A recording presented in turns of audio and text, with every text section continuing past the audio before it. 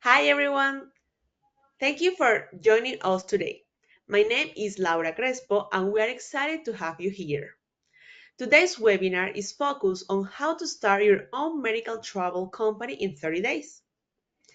We'll walk you through the steps you need to take to get started and set up a strong foundation for success. Our presenter is Gillian Elliott Jr., the founder and CEO of Medical Tourism Business, which has the largest membership of medical tourism facilitators in the industry. He's spent over a decade helping people launch and grow their business and co-develop the Certified Medical Travel Agent certification. With that, I will hand it over to Gillian to get us started.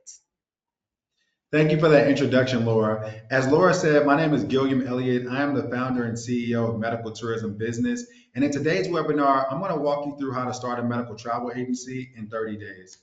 And one of the primary reasons I want to have this webinar today is because I speak to startup founders on a daily basis. And one of the main questions they ask me is, how long will it take me to start a successful medical travel agency? So in today's webinar, we're going to talk about how to turn your vision into a business in just 30 days and how to tap into this multi-billion-dollar global industry. So I'm going to walk you through the fundamentals of starting your company, but more importantly, I'm going to show you how to get started in the shortest amount of time because the launch of your agency is the most crucial phase. So just to give you an overview of the presentation, first we're going to go over the fundamentals of health tourism, just to make sure everybody's on the same page and to make sure you understand how the industry works. Then we're going to go over market trends and future growth. Then I'll walk you through how to set up your agency in a 4-week time span. After that, we'll go over risk management and contracts. Then I'll talk to you guys about how to partner with overseas healthcare providers. After that, we're going to hear a short clip from a startup that we've helped. And finally, we're going to go over the steps to starting a solid marketing plan. So let's start off with the fundamentals. What is health tourism? Health tourism is traveling outside of one's immediate community for medical, dental, or wellness care. So this could be domestically, meaning traveling from one state to another state in your home country, or it means internationally, traveling to a neighboring country or halfway around the globe. So some popular forms of health tourism are medical tourism, dental tourism, and wellness tourism. Medical tourism is traveling outside of one's immediate community for medical care. So this could be for a major surgery, a minor surgery, or non-invasive treatments. Wellness tourism is traveling associated with maintaining or enhancing one's personal well-being. And this includes services like spa treatments, yoga retreats, detox programs, and holistic therapies. Dental tourism is traveling outside of one's immediate community for dental treatment. And some common dental tourism procedures are implants, veneers, and crowns. And a lot of people like participating in dental tourism because it has a perception of being low risk, unlike getting a major surgery abroad. And also people like participating in dental tourism because there's a quick recovery time. And a lot of times there's no recovery time. So someone can go abroad with their family and friends and get a quick dental procedure done and be back to enjoying their vacation in no time. And also it's low cost. So people like participating in dental tourism because of the cost savings. And I've seen people save anywhere from 50 to 80% just by traveling abroad for a dental procedure. Okay, so we talked about the most popular forms of health tourism, which are dental tourism, wellness tourism, and medical tourism. But going forward in the webinar, we're going to primarily focus on medical tourism. Okay, so let's talk about the market growth. The medical tourism market is projected to exceed 820 billion USD by 2034. And the market is growing at around 25% each year, and over 16 million people travel internationally for medical care every year.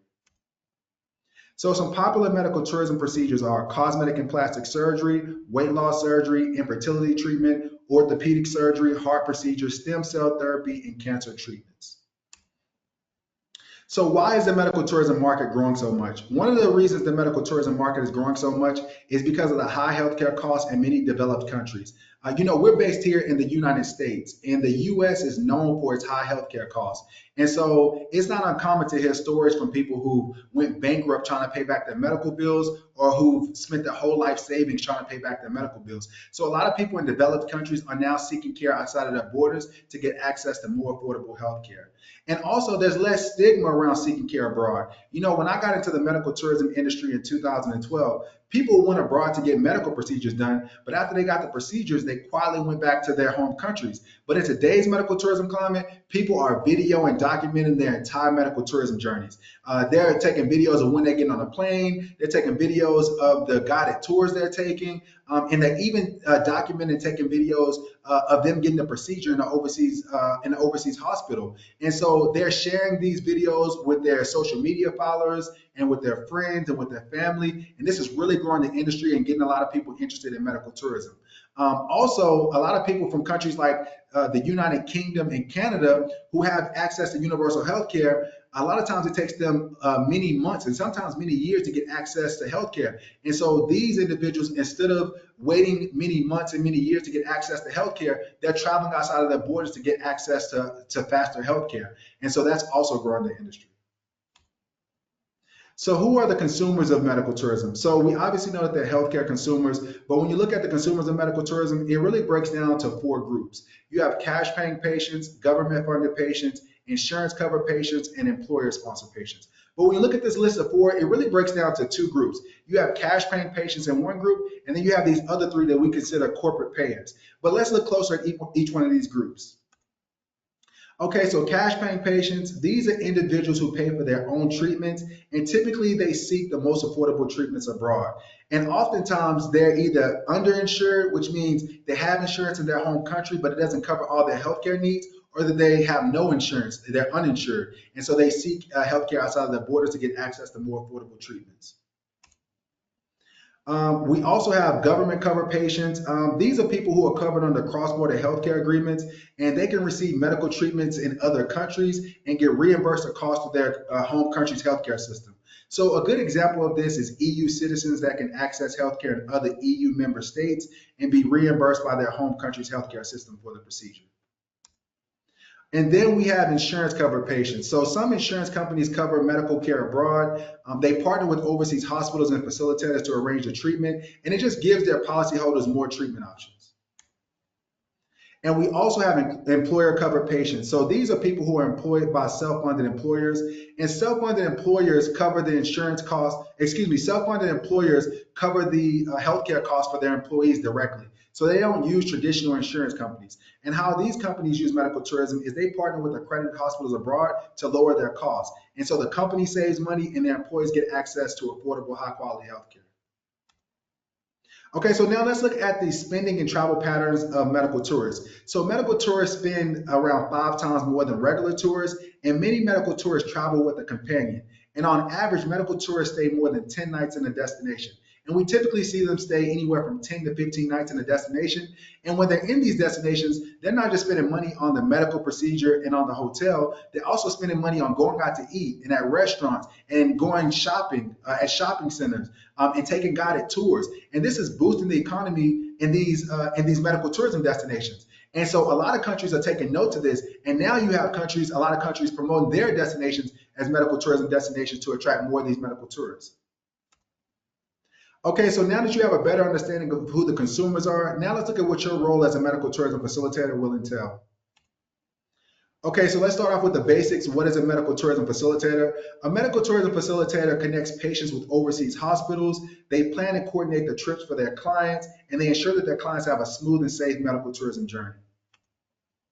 So who becomes a medical tourism facilitator? We see people from all walks of life become medical tourism facilitators. And some people who are facilitators have actually been medical tourists themselves. So they've been through the medical tourism process as a patient, and now they want to help others go through the process and have successful outcomes. We also see people come from related industries like the medical industry and the travel industry, and they use their backgrounds in these related industries to become medical tourism facilitators. But we also see people that come from non-related industries. So these are a lot of entrepreneurs who seen reports that the industry is growing by 25% each year, or they read an article online about how the industry is exploding, and they believe they can get in the industry and grow a successful medical travel agency. So no matter what your background is, there's a place for you in the medical travel industry. So why do patients use facilitators? One reason patients use facilitators is because facilitators are a one-stop solution and they handle everything for the patient. So they connect the patients with overseas healthcare providers. They match the patient with reliable hospitals and clinics abroad. They schedule appointments, flights, and help the patient with recovery. And they just, if the patient runs into any emergencies or any unplanned events, the patients help them navigate these situations. And a lot of patients just hire medical tourism facilitators as a support system, just to guide them through the process and to make sure they have the best outcomes possible. A medical tourism facilitator wears many hats. As a medical tourism facilitator, you aren't just booking appointments for these people, you're guiding them through a process. And in this process, you're going to play many roles. You're going to be an educator, you're going to be an organizer, you're going to bridge the communication gap between the patient and the overseas healthcare provider, and you really just want to advocate for your clients. And let's look at each one of these roles a little bit closer. Okay, so when I say an educator, you want to educate the client on your personal background and any industry accreditations you have. You want to let them know how your business is going to assist them through the medical tourism process. You also want to educate them on the destinations you're promoting and educate them on the doctors you're promoting and let them know about the doctor's qualifications, the doctor's training and their experience, and just let them know what to expect during their medical tourism journey. You're also going to be an organizer. So when I say be an organizer, you're going to schedule medical appointments, arrange aftercare, and coordinate follow-up visits. You're going to help the patient with flights, visas, and assist them with passports. You also want to arrange their transportation and coordination and their accommodations while they're abroad. And also you want to coordinate their entertainment and leisure activity if they need that. It's important to note that not every patient is going to need the same level of support on their medical tourism journey, but it's your job as a facilitator to have a detailed conversation with them early on and find out what they need from you to feel supported. And you're also going to bridge the communication gap between the patient and the overseas healthcare provider. So this goes into arranging conference calls between the patient and the doctor. You want to make sure you arrange conference calls between the patient and the doctor before the patient travels to the overseas healthcare destination. And you also want to make sure you arrange conference calls after the patient returns home, just to make sure they're recovering the way they should be.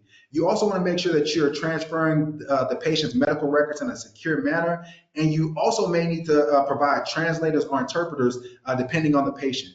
And you also want to make sure that the patient has, or excuse me, that the hospital has staff who speaks the patient's native language.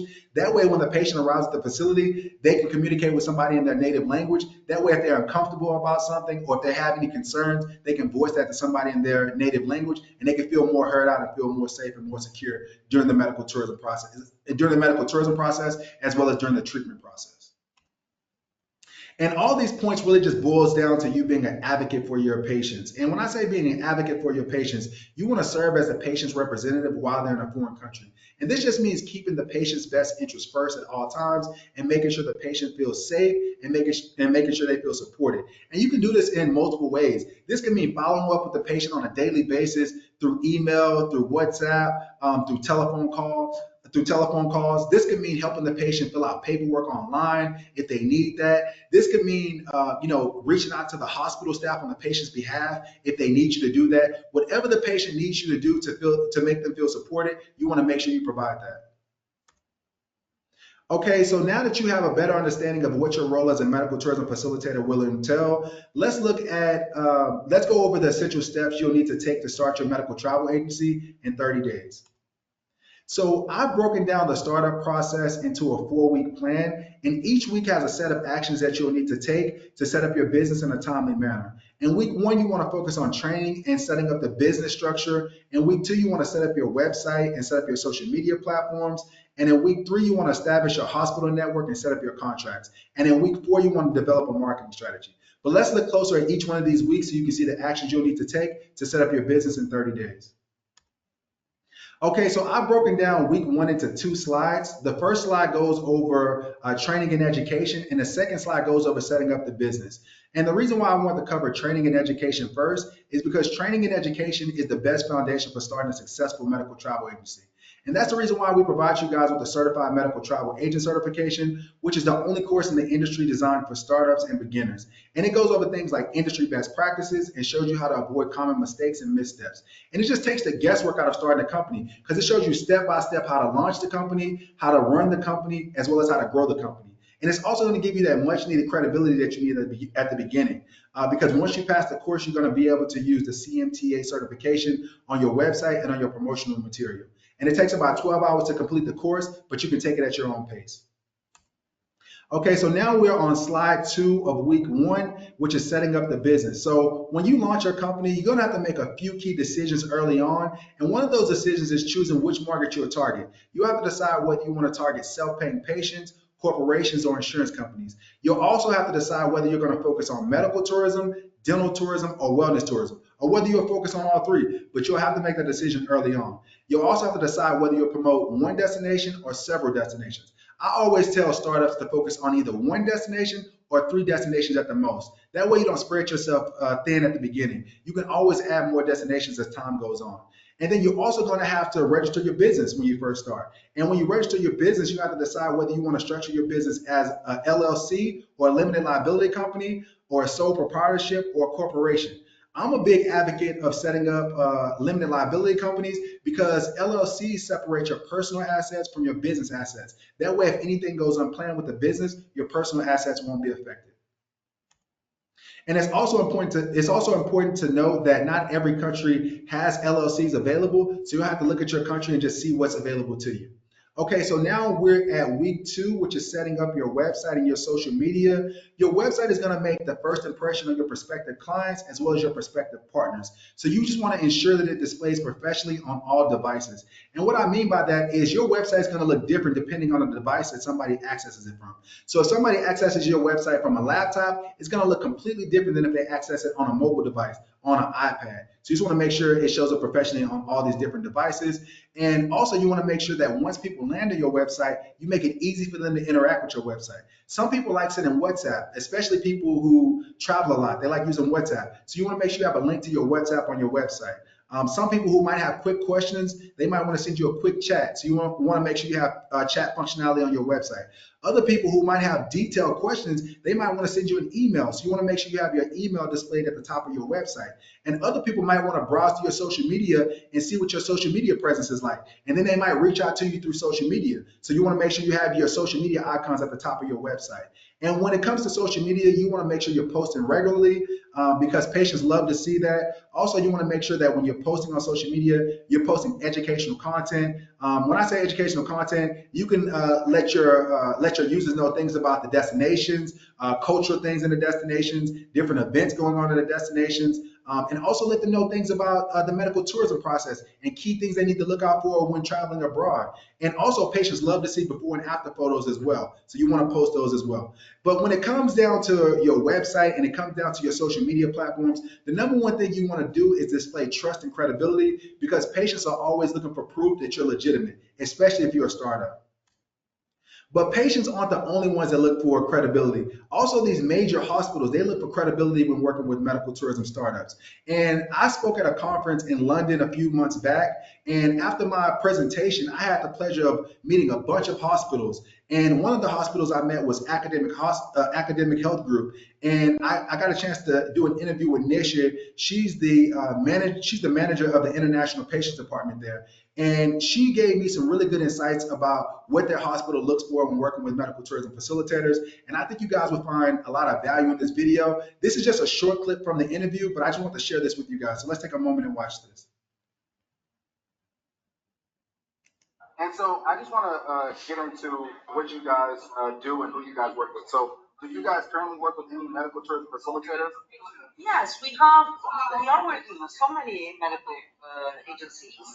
Agencies are really important Yes. because they are dealing with the patients. They are the bridge between us. Yes. If there's no agency, our jobs is different. It's not a thing that you can find on the streets. Yes. You know. Yes. And what do you guys look for when you're working with medical tourism agencies? Do you guys like them to be certified? Do you guys like for them to be from certain regions, or what's Of course, Jill. That's why I'm talking to you right now. Because if it's under your name, that's a trust for me. I feel safe because there are so many agencies that are not certified. They are not knowing anything about the job, and and I we had a really bad experience about that. The patient comes and then the patient cannot find the agency. Yes. No answer, nothing. Yes. And so I had the responsibility to patients. But so that's why we're doing this conversation. And I will definitely choose the agencies that you said it's okay. Yeah, no, definitely. That means a lot as well. We try to make sure that we go out of our way to make sure we produce nothing but the best. Exactly. Okay, so as you guys can see, it's not just patients that look for credibility. Also, these major hospitals look for credibility as well because they work with a lot of medical tourism facilitators. And while they've had good outcomes with some medical tourism facilitators, they've also had less than pleasant outcomes with other medical tourism facilitators. So they're looking for credibility as well, not just patients. Okay, so now we're at week 3, which is establishing your hospital network and setting up your contracts. Guys, you want to make sure that you don't coordinate any trips for any patients until you have a contract in place with the client and until you have a contract in place with the overseas healthcare provider. And when it comes to having a contract with the client, you want to make sure you have a patient waiver agreement. And your patient waiver agreement outlines what you'll be responsible for during the medical tourism process and what you won't be responsible for during the medical tourism process. And what I mean by this is you want to outline to them you are a medical tourism facilitator, you don't hire any medical staff on your team, and you won't be providing them any official medical advice. And you also want to let them know that all the information you'll be providing to them will be educational in nature. And this is really important because sometimes patients think that the medical tourism facilitator and the overseas healthcare provider are one and the same. But that's not the case. You're a completely separate entity, and this contract outlines that and lets them know what your role will be. You also want to make sure that you have a contract in place with the overseas healthcare provider. And in your hospital contract, you want to outline what you expect from the overseas healthcare provider as well as your payment arrangement. And when I say what you expect from the hospital, you want to just let them know how you expect your patients to be treated once they arrive at their facility. You also want to go over your payment arrangement with them. So you want to go over how you'll be paid, when you'll be paid, will you be paid commission? Will you be paid a flat rate? Will you be paid 15 days after you send a client to their facility? Will it be 30 days you'll get paid after you send a client to their facility? But this outlines your agreement with them in black and white and really formalizes your partnership. And when it comes to vetting hospitals, you want to make sure you vet them thoroughly. And the best way to vet them is by physically going to their facility. And it's not always possible to go to their facility and do a site visit. But if you can't do a site visit, the second best thing you can do is vet them thoroughly online. And when you vet them, you want to verify their accreditations, you want to verify their facility standards, and verify their patient care practices. Okay, so now we're at week 4, which is marketing. And since marketing is such a major part of building a successful medical travel agency, we'll cover it over several slides to give you a clear understanding of each part of the process. Okay, so when it comes to developing your marketing strategy, one of the most fundamental things you want to do is identify who your ideal clients are. And when I say identifying who your ideal customers are, you want to get very specific. What's their age range? Where are they located? What's their income range? What's their marital status? Are they married or are they single? What are their healthcare needs? And you also want to understand what their motivation for participating in medical tourism is. Is it cost savings? Maybe they come from a country that has high healthcare costs, so they're seeking access to more affordable healthcare outside of their borders. Maybe it's quality of care. Maybe they come from a country that has a poor quality of healthcare, so they want to seek access to high quality healthcare outside of their borders. Or maybe they come from a country with long wait times, and so they're seeking access to faster healthcare outside of their borders. But you need to have a very good understanding of what their motivation for participating in medical tourism is, and also identifying who they are in general. And then you want to create an ideal profile or ideal customer profile to guide your marketing, because you can't market effectively if you don't know your audience first.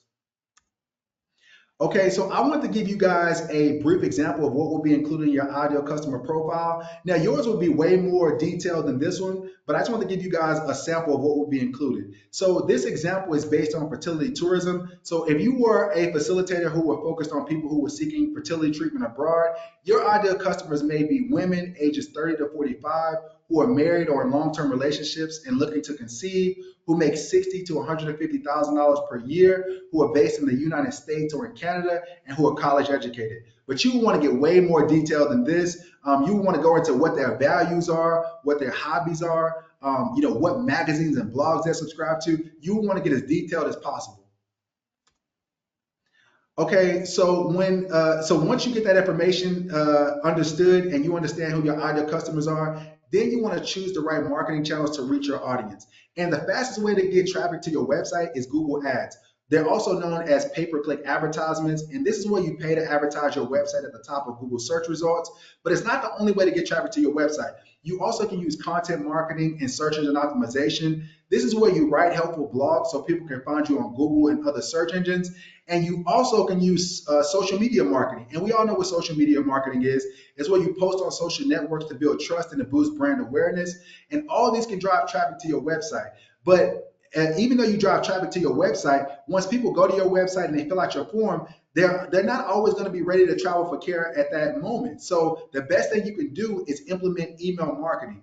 And so once someone fills out your contact form and they give you their email address, you want to make sure you put them on a list and you send them out helpful emails. You can send this out to them, weekly. You can send this out to them monthly, but send them educational emails, letting them know about different things in the medical tourism process, letting them know about different offers you have as a company, letting them know about the hospitals you promote and the destinations you promote, and just keeping them up to date. So once they are ready to travel for care, you'll be the first one that they choose.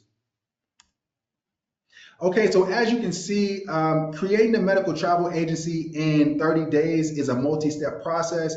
It requires a lot of planning, partnerships, and industry knowledge. And as a founder, industry knowledge is going to determine whether you sell, whether you succeed, or whether you fail. So if you understand the startup process and how to avoid common mistakes and missteps, you're going to have great results. But if you have limited knowledge about medical tourism and limited knowledge about how to start a medical tourism agency from the ground up, you're going to have unfavorable outcomes. And that's the reason why we provide you guys with the Certified Medical Travel Agent certification to take you through the startup process. But I want to let you guys know what you're going to receive once you enroll in the course. So once you enroll in the CMTA course, you're going to receive a link to your email, and then you're going to have to set up a username and password. And once you set up your username and password, you're going to have 24-hour access to the course and the study material. And the course is filled with videos, charts, graphs, infographics. We really try to communicate the information to you guys in multiple ways. And the course is 16 modules, it's 16 chapters, and after each chapter, you're gonna have a practice quiz. And this is just to refresh your memory on what you learned in each chapter. And the course takes about 12 hours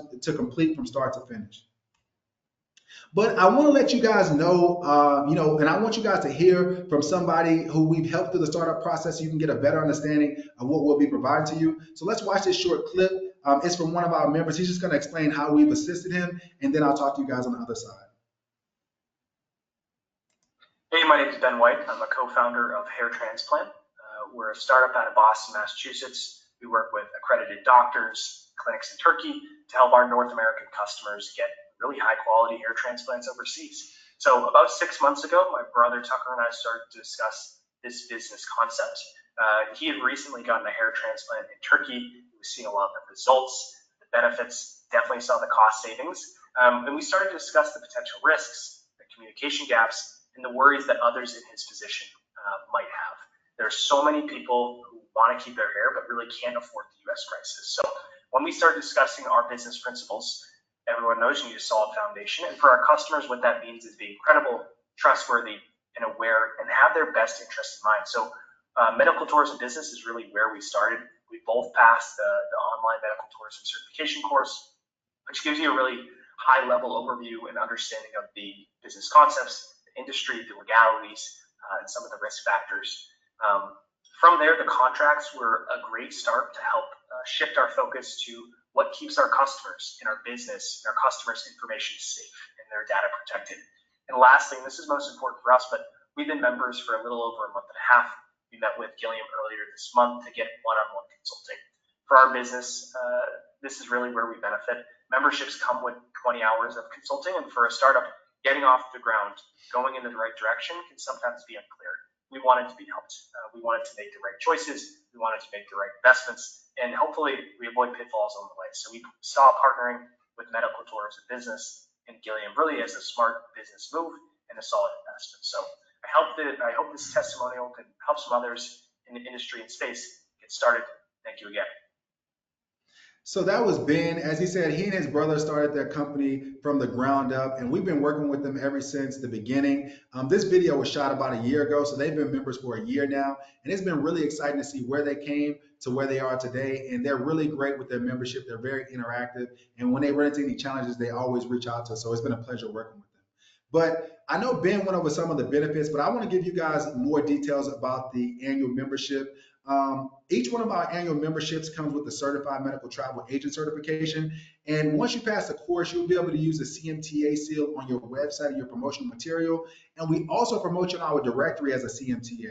So as a business member, you'll have two profiles. You'll have one promoting you as a CMTA, and you'll also have a separate business profile. And your business profile will have your logo, it'll have a link to your website, It'll have a bio about your company, and any information you want to communicate about your company can be listed on your business profile. And a lot of medical travelers, when they're looking for services, they go to our directory to browse them. And so they can go directly to your website from our directory. So that's an added benefit of the directory listing. Also, we have memberships that include expert consulting. We also provide all the contracts you'll need to manage the business. We also introduce you to hospitals and complications insurance providers. And we have an array of business development tools like sample business plan templates, telephone scripts, and email templates. And you'll also enjoy a 20% discount on website development and marketing services. And so we have memberships that range anywhere from 1 year to 2 years, depending on what your needs are. But I want to thank you guys for watching this webinar today. If you guys have any questions, feel free to reach out to me. My email address is here on the screen.